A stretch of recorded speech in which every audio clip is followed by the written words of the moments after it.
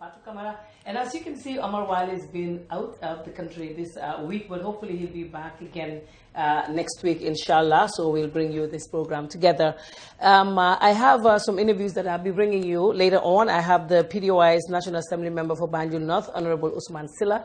He'll be talking to us right here. And also I'll be talking to Isa Bukarsi and Mr. Nyanjai. They're also in here to talk to us about, of course, you know by now that Isa C is appointed as Public Relations Officer at the OIC Secretariat. And of course, Mr. Nyanjai is the head of branding and communication. The two gentlemen will talk to us about their role and what they will be doing towards making the OIC successful in the Gambia. So right now we will start with the newspapers. And of course, the Standard newspaper, the court-martial president was implicated in the WhatsApp group. That's the WhatsApp group that was created by some members of the Gambia Armed Forces. The group was called Ajamat. It was some pictures, we understand, were also sent into the group with something that the Gambia Armed Forces decided to investigate, and right now they are going to court for that. And Isa Bukarsi, of course, is also in the newspaper, on Standard newspaper. Isa Bukarsi appointed PR head at the OIC Secretariat. We'll talk about that with him. Like I said, he is already in here with us in the studio. And President Barrow should listen to all coalition members, is what the National Assembly member for Banjul North, Honorable Usman Silla, is saying. He's right here to talk to us about that, and also about PDOIs not accepting the cause. We want to hear from him if they have any regrets now for not taking those cars. And of course, the Central Bank of the Gambia is also printing new notes, reprinted. That's the $50 and the $100 of the 2012 family of the Gambia bank notes.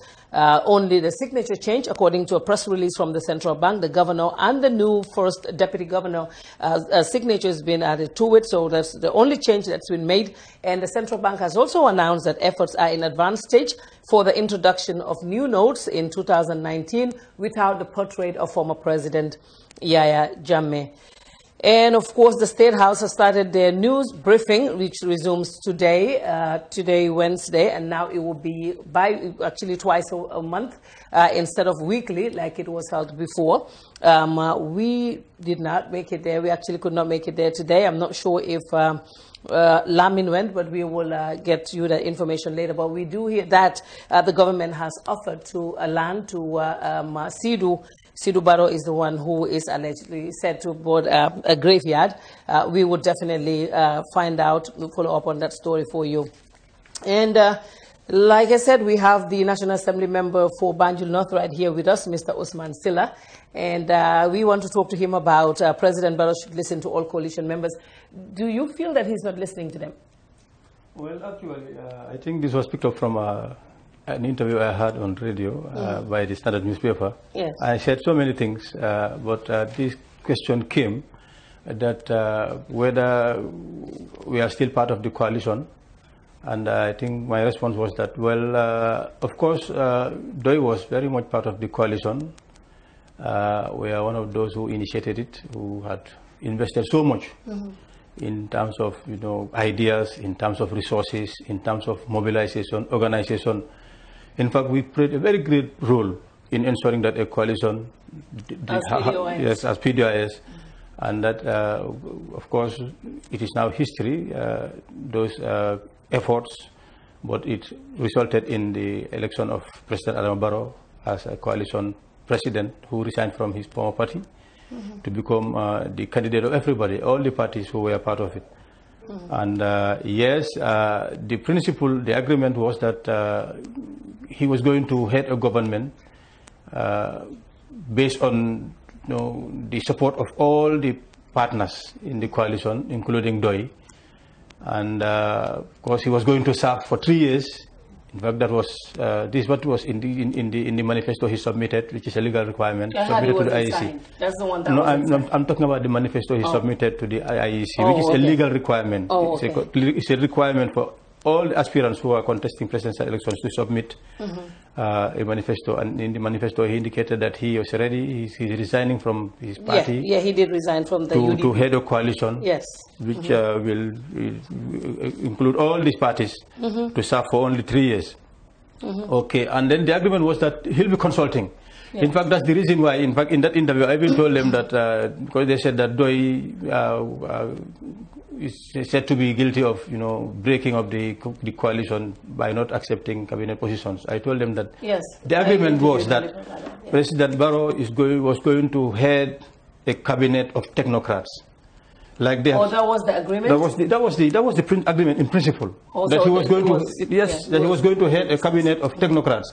And then he started, you can even see some of the ministers, like the Minister of Information is a journalist. Yes. You have health, you have been a medical doctor, in engineer works, you have an engineer, as it is. In education, you have an educationalist. In higher education, you have an academic, things like that. Oh, so that was yes.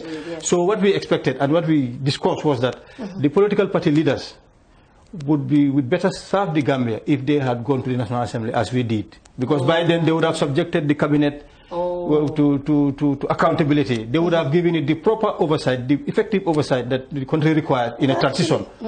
Because we are in a transition, whether anybody likes it or not, whether people know it or not, we are in a transition. That's why I always argue that there is no new Gambia. We are yet to have a new Gambia.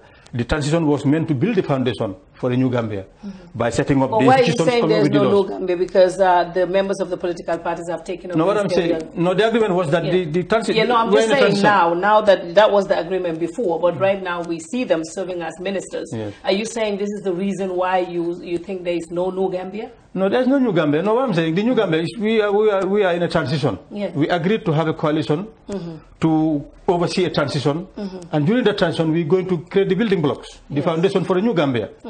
So the transition is meant to serve as a foundation where you will have a new constitution or a constitution that is more democratic, that subjects institutions of the state accountable, the officials of the state more accountable, people more involved in the process of in the political process. That's what we expected. You have robust institutions, clear-cut laws that empower the people and make institutions functional and serving the interests of the Gambian people. So this is after that then parties would then go back. Because so that is why PDO has decided not to take a ministerial position. We honor that we're going to contest as a coalition in the presidential round, as a coalition in the National Assembly, as a coalition in the local government. Halifa is one of the advisors of the president. No, he's no longer an advisor. The separation of powers. It's a conflict. It's a conflict of roles. He cannot. He's a National Assembly member. He's now in a different arm. He's now in a different arm of the state. And then you have to respect the separation of powers as enshrined in the Constitution. So, but then why do you think that then Barrow is not listening to the coalition partners? Because OJ is in there already. So I'm sure they're talking, right? And you have Ahmad Ba, of course, Gomez, and so I'm sure they're definitely communicating. Why do you think he's not listening to them then? Because you are not in there. He said with Halifa is a separation of power. Now he's at the National Assembly. He cannot advise the president. So maybe they're talking amongst themselves. As coalition parties, there is a coalition executive. The executive is supposed to be meeting regularly to be discussing issues, matters of state, matters that concern the parties. I remember in the beginning they used to do that. That is not happening now. But, now they're in cabinet, like they're in cabinet. Maybe it wouldn't make No. Halifa is a member of the National Assembly. I'm a member of the National Assembly, but there are other members of DOI who are not part of the Assembly. They can be representing DOI in any coalition arrangement, in any process organized by the coalition, like meetings, having regular meetings. They'll be representing the interests of. So, do you believe that what Halifa said the last time, that there is a regime change, but there is no system change? This is what I'm exactly telling. So there is no. This is what I'm talking about. There's no. It's a regime change. You have a new president. Yes. Of course, you have new cabinet. You have the new National Assembly. Of course, you have others. You have the dinosaurs who survived what they call the tsunami. They call it tsunami. I don't know whether it's a tsunami. But there are a few who survived. Yes. Who were in the former National Assembly and are still serving. But what we are talking about is a new setup, generally, by and large. So, and then in this new setup, you can see and then the government, the way things are working, you cannot see market difference to what had been happening before. So we have a regime change, but the system change is yet to be. System change is only in place when what I'm talking about, that is the foundation is built. There's a new constitution, all institutions of state are in place, they are independent, they are accountable, people are involved in the governance of the country. That is when we have a system change. So you're thinking that some of these politicians who took up ministerial positions, they definitely should not have taken that, right? Well, that was the understanding. That of course the National Assembly, the party leaders would better serve the country if they had gone to the National Assembly, contest as a coalition, or if you cannot, you go and organize your party so that immediately after the coalition, after the transition, that is the 3 years, then one would have, after building your party, then would have a fresh start, contest new elections with your new rebuilt party or renewed party, whatever you call it. Okay. Yes, so now you also did talk about the 3 years. You said that this is something that was agreed between Barrow and the other members of the coalition, and you think that he should leave after 3 years. Well, I'm not putting... To honor, I'm not insisting that he should... you're not insisting. What I'm saying is that was the agreement. It was a gentle person's agreement. Yes. And then they are not legally... He's not legally obliged. He's not... It wasn't signed, the agreement. No, these are moral obligations. Commitments. We sign a memorandum of understanding and agreement. These are commitments. I don't think there is any legal... But do you think he should leave at the end of the 3 years? Well, no, it's up to him. In fact, for me, it's very clear. I don't know how it is put, but for me, I'm not saying that he should leave at all costs. What I'm saying is that Barrow is better off if he honors that commitment, because there are so many things in place for him. He could win the Mo Ibrahim Award if it is well that he wants. That is, it attracts $10 million US, and there's also an annual amount that is given to one. And not only that, the respect that one can get from that. He'll be invited in speaking engagements around the world. Academia, organizations would invite him. Peace fora, democracy fora. The respect. And then, this is something that is not usual in Africa, for African ways of trade to be honoring the awards. So Barrow would have done that. So for me, if he was listening to me, taking my advice, I would have advised him that he's better off. But of course, for him, of course, some people are arguing, but I believe that that argument is untenable. It's a non-starter. That if he resigns, he'll be going against the constitution. Okay. Where in the Constitution is it stated that if the president resigns, he's contravening the Constitution? No, I didn't see that anywhere. Of course, there's an issue. Sorry, there's an issue. If he has to resign, then that means we need to make some constitutional reforms. Yes. That is, the person who is going to assume office should be there on a temporal basis. In the constitution that was here during the Jawara time, it stated that the vice president should preside, if there's any vacancy in the office of the president, the vice president should preside for 3 months, organize elections. And this thing was removed in the present constitution. So that's the only thing that we have to take back. If we take that back, then if he resigns, then we organize. But that's up to him. If he wants, for me, I'm not bothered. Because for me, I just care for him. I feel that he's better if he does that. But if he does not, that's... To honor his word as well. You did talk about the cause that President Barrow gave to members of the National Assembly. I understand the PDOIs did not take one. Do you regret this? Because the last time I was driving around and I saw you on the road trying to get a vehicle. Do you think that, do you regret it? Like sometimes do you go like, no, I really feel honored. I feel that I've taken the best decision that I did. Because this enables me, even, there's nothing wrong with me having mobility. Of course, it's important in our work. Yes, we do contract people, we do a lot of movements. So with mobility, it's essential. Having a car of your own, or an official car, it's essential, it's important. But for us, I believe that definitely, I am even surprised why people are asking us why we did not take the vehicles. Because we did it for a purpose. Yes. Because we did it to ensure that there's transparency, there's accountability, there's sanity in governance, that people know what we are doing. These vehicles were given to us, and we don't know the source. The sticking point is the source. Where is the source? It is us who should make appropriations as National Assembly. He did say that it was given to him by somebody who loves the Gambia. No, by who? But who is that somebody? Who is that somebody? They didn't mention. Is that something that we are, as a legislator, a lawmaker, should really rely on? Well, thank you very much, Honorable Usman Silla. I don't want to take a lot of your time. I have Nyang Jai and Isa Bukar C waiting. But looking at the comments right now, I can see people saying, PDOIs, they're dictators. Are you dictators? In what sense? Well, that's what they said. They're like, is your way or no other way or the highway? No, your way. No, it is not our way. We're just principled. People, whether people support it or not, we are in a hurry. We're just doing this. It's a duty. We feel that we are duty bound to be talking, to be speaking out. And some people have started speaking out. Some people in civil society have started doing that. But we feel that it's our duty as citizens to be speaking out. To be speaking what serves the interest of the population, and that's what we are doing. I don't see anything dictatorial in that. I just don't know if the person can better help me to answer him if he explains where we are guilty of being dictators. Okay. Yes. Yeah, well, it's just a comment by someone right here who's watching.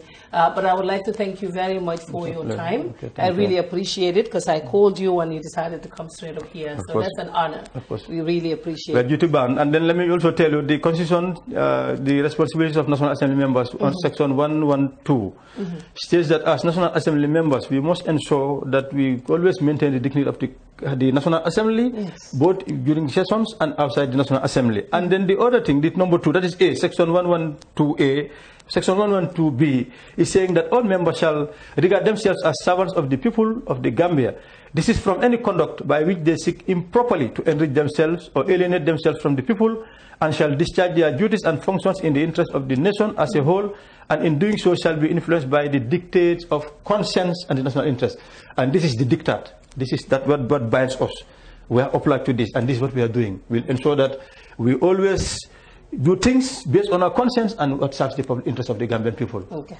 Well, thank you very much for your time. We appreciate it. I can see the comments. Someone saying, why does one always bring people who are against the government? But definitely, he is not against the government. You didn't see that up here. What we will do right now is to take a quick break from our sponsors, Afisal. And when we come back, we'll have an interview with Mr. Nyang Jai and my dear colleague, Isa Bukasi. They'll be talking to us shortly. Thank you. Yeah. Yeah, come on. Receive 1 gigabyte of internet data for free. Now. Really? Yes. Okay. Get 1 gigabyte for free just by replacing your SIM card at any Afisal outlet with no loss of contact. The cost of bundle from the 3G SIM card is the same for the 4G SIM. And guess what? With the 4G SIM card, you can also connect to the 3G network as well.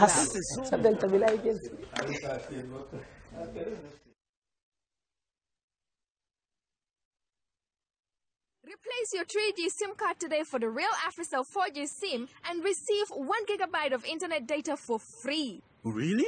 Yes. Get 1 gigabyte for free just by replacing your SIM card at any Afisal outlet with no loss of contact. The cost of bundle from the 3G SIM card is the same for the 4G SIM. And guess what? With the 4G SIM card, you can also connect to the 3G network as well. This is so cool.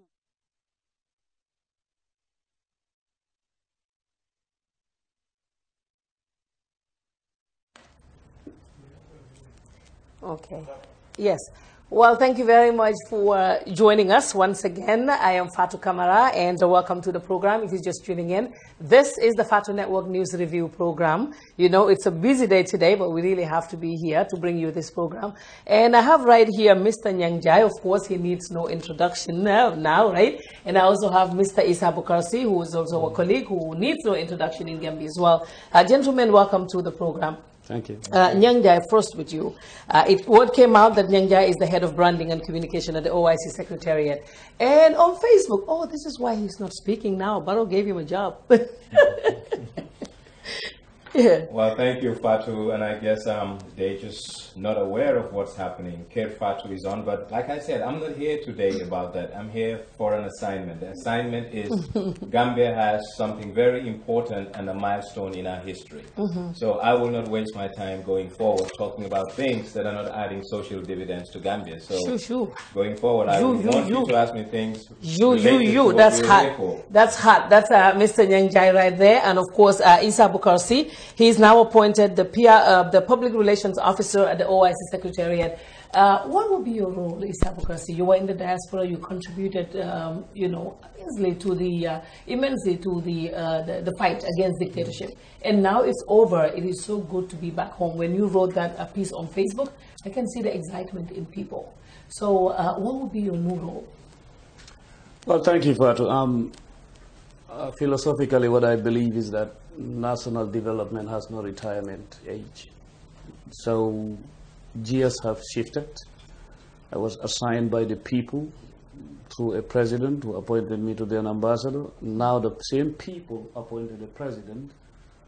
Through that power, we have created, Gambia has created the atmosphere where we'll be hosting the OIC, and the team there, including Mr. Nyang Jai, believe that Isa has something to add to what we are doing, so let's bring him on board.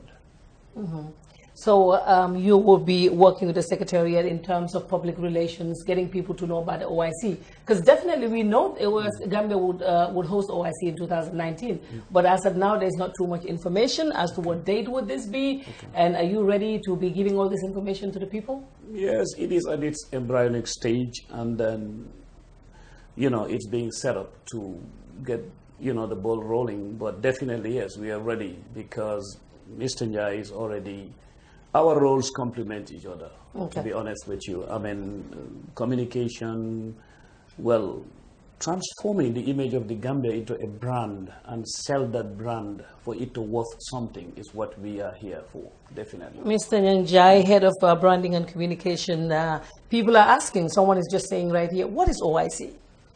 Well, OIC is basically an organization, an umbrella organization that puts the Muslim Ummah together. It has 57 members, including Gambia.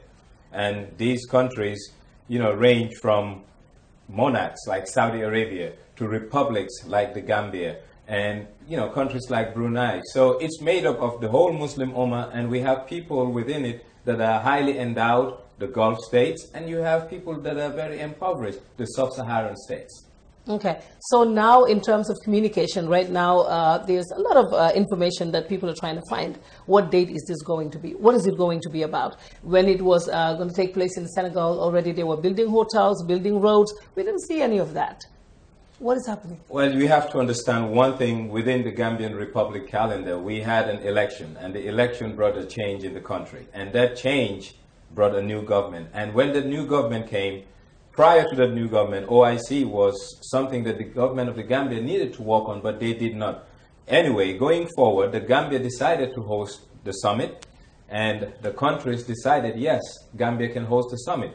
As poor as Gambia is, we took $50 million of our own money and decided, instead of putting it into agriculture, instead of putting it into education, we built a conference center. And that was a grant from the Chinese. So after we built the conference center, we now have an infrastructure gap in terms of accommodation, quality hotel rooms, in terms of villas that we need to host these VVIPs, in terms of road access, and in terms of the first point of call, which is the airport. So now we are going to have a VVIP lounge at the airport. We will do a minimum of 50 kilometers of road. And the one that's most important in this is the expansion of the dual carriage from Sting Corner via traffic light, turntable to the junction of the airport. We will also make sure that we have villas for these people where they're going to stay. And another thing that's very important is once these VVIPs come here, they need vehicles to move around from their accommodation to the conference center. So we will need cars. And these cars, most of them will be bulletproof cars, because we're bringing global dignitaries who need, high attention as it relates to security. And Gambia is up to the task. And as we speak, we're in the phase of resource mobilization. And we are talking bilaterally to members of the OIC nation. And we are getting pledges. And these pledges will be transformed into commitments. And it will be crystallized into hard monies. And the projects will start rolling ASAP. This looks like it's going to be a very huge project for the Gambia, but what do we gain from this as a country? Exposure? Networking? No. What? I think we need to understand one thing, Fatou. Gambia has lost significant brand equity over 22 years, meaning for the past 22 years, Gambia has been known for the wrong things and not the right things that a nice and a good nation within the League of Nations must be and should be known for. So having this summit coming back means that Gambia has now have a stamp of approval by the member countries. That's one. Secondly, Gambia needs to use this opportunity to boost its infrastructure development. Gambia needs to use this opportunity to once again place Gambia on the global map and make sure that we are a country to be counted, and we are a country and a force to be reckoned with, though small. And Isa, are you all ready? Because there's a lot of information that needs to go out there so that people can understand and get to know what this is all about. I mean, in terms of sensitization, do you have any plans to start sensitizing the people? Because GRTS, QTV, all these media platforms. Yes, there are plans, and we have structures, and these structures are interpreted or could be seen as institutions, and definitely institutions are no institution without functionality. And that's why we have, I mean, these departments, or you can call them, you know, sections within the secretariat itself, with people whose track record has been proven along the lines that they have been hired to perform. So that in itself, if you interpret it, you will find out that, like my colleague said here, you know, when you build the structures, one has to avoid the structural deficiencies in those. And these are the things that Mr. Jai is trying to plaster to make the people understand that. Like sometimes when you talk about OIC, when we are coming on the way, he made a beautiful comparison. Some people will think ANOC, like the Senegalese, and then the first thing they jump to is dollars. You know, like OIC means bringing in bags of money. And that's actually not what OIC is all about. Like you said, our position within the geostrategical arena, within the geopolitical arena changes, but transforms itself into networking, into revenue generation, into infrastructure, and into something that will remain, be sustained to create employment for Gambians. So this is very good for Gambia as far as benefits are concerned. Okay. Yeah. And talking about the funding, of course, the conference center is being built, and you talked about bulletproof cars and all these things that we need. Where is it going to come from? I mean, the chunk of it. Is it from the OIC? Fatou, I will tell you one thing first and foremost, that Gambia is going to host a debt-free OIC, meaning at no expense to the state. We're not going to take debt. You see, Senegal took a lot of debt. OIC as an organization is not endowed, but the member states are endowed. Therefore, the OIC will accord Gambia the opportunity to have bilateral arrangements with member states like Saudi Arabia, Kuwait, the UAE, Kazakhstan, Azerbaijan. These are highly endowed petro-economies, and these petro-economies are so much into what the OIC stands for. They will support Gambia in its stride to make sure that it hosts a successful and a memorable summit. But notwithstanding, what we want as Gambians is to make sure that we empower Gambian entrepreneurs. So most of the procurement, most of the contracts, we will make sure that it has a local content where Gambians are in the forefront of what we're trying to do. And that's what's going to give us the social dividend we expect out of this summit. So therefore, the OIC summit can be a launchpad in terms of transforming Gambia and repositioning Gambia globally. And we should take advantage of it because it's a window, and we won't allow this window to close, and we will maximize this window for the benefit of the Gambians from Kum to Koina, from Bara to Amdalai. You have a date for it yet? Because it's all 2019. That's all we hear. Well, the President of the Republic will be the new president. Currently, Turkey is the president of the OIC, and their mandate ends in November 2019. The president will assume from 2019 to 2021. It's a 3-year mandate. And during the summit in Turkey to hand over to the Gambia, a date will be chosen, but the window is November 2019. Okay, you talked about, accommodation for the visiting heads of state, and someone said, I hope they're not taking them to the Jammeh ones, the ones that Jammeh built, the AU Villa ones. Well, Fatou, we have to understand one thing. Jammeh didn't build that, by the way, point of correction. Gambians, by way of tax-paying Gambians, built it. So it's a property of the state. Notwithstanding, we have 57 dignitaries coming into Gambia. These are royals. So when they're coming here, we need to at least accommodate them, not something as what they used to in their homes, but comfortable enough. So we will have either presidential suites on towers, or we will have presidential villas on bungalows. So it's going to be something good. But at the end of the day, the country will own assets, and these assets will be financed not through our tax-paying dollars, but aid and grant from the member states of the OIC. Okay, well, just do you want to add something to that? Yeah, just to compliment, yes, because when it comes to, like my brother said, accommodation, from the angle of security is very important, because when you talk about dignitaries coming into the Gambia, like you said, accessibility, and then another sphere will be security, because that's very important. So all these things compounded together, what would it create? It would create comfort, accessibility, and security, because without security, I can tell you, nothing can work. So that's very important. So quality service matching expectations.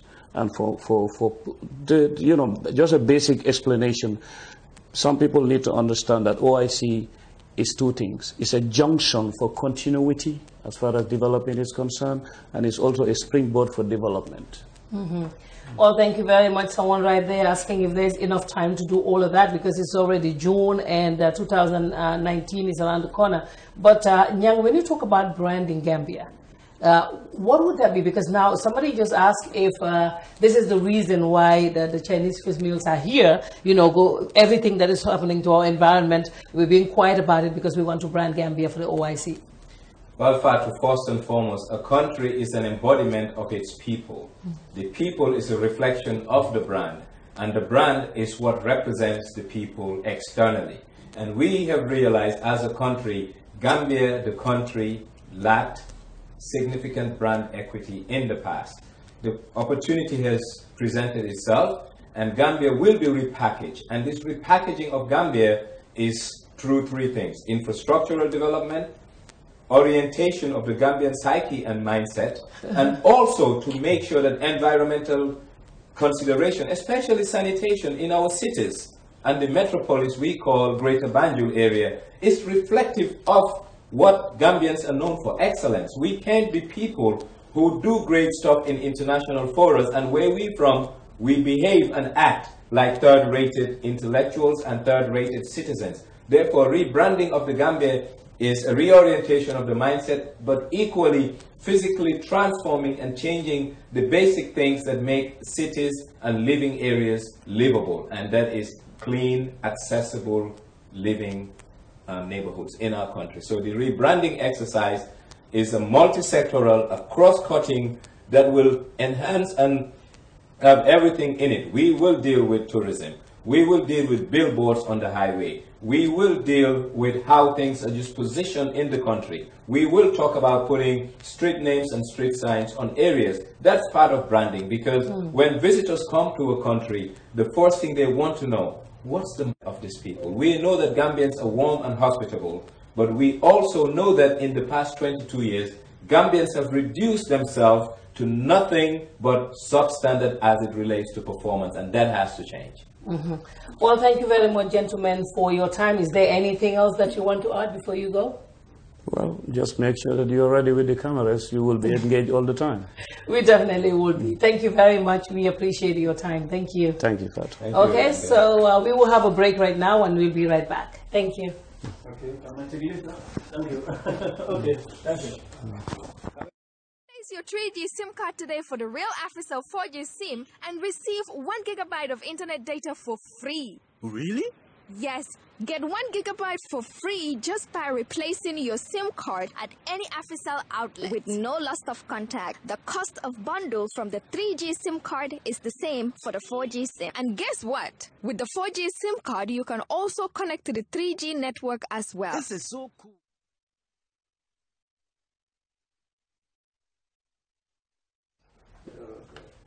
Well, yeah, thank you very much for joining us on this program. Like I said, this is the Fatou Network, and this is the news review program.